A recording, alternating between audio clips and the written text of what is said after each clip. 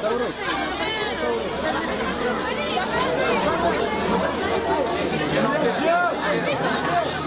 اعطيني نص قراني ولا اعطيني ايه، اعطيني حديث شريف فيه لنقاب حاجه لازمه، وانا غدوه ما تجيش لابسه هكا، تجي لابسه نقاب. تعطيل الدروس في حد ذاته عنف، اكبر عنف. مش معقول طلاب من كافه الجمهوريه ربي يعلم بيهم باتم كيفاش بعثوهم يقراوا. فهمت؟ انا بيتي عامل ابونمون من بنزرت لتونس 95,000. كيفاش انا ما نقراش؟ صبر فطريقي صبر فطريقي.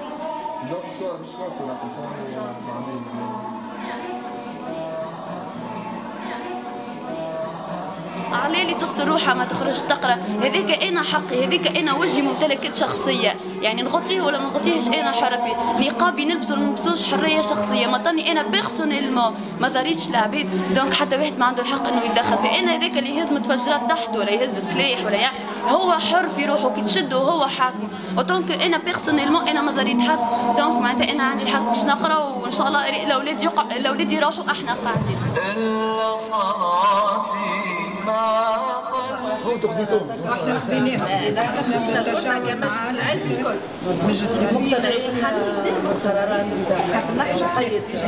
مشينا الامور بشويه بشويه. الجهاز الاداري يضم فسكروه، فلذلك نسحبوا الموظفين من الصباح والاساتذه احتجاج على التصرف اللي اصبح لا يحتمل.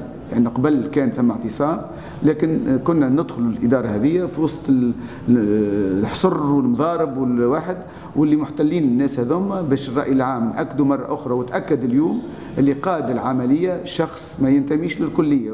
والله بالنسبه للاعتداء يعني ما فماش كل حاجه، احنا معناها اعتصام سلمي كنا قلناها قبل يعني، وحنا بالعكس احنا ضد العنف، والعميد يعني مش جديد عليه هذه، ديما يفتري علينا، ومره قال حجزوني ومره قال ضربوني، وكل عاده كل مره يقول ضربوني وحجزوني، واحنا ضد ذلك.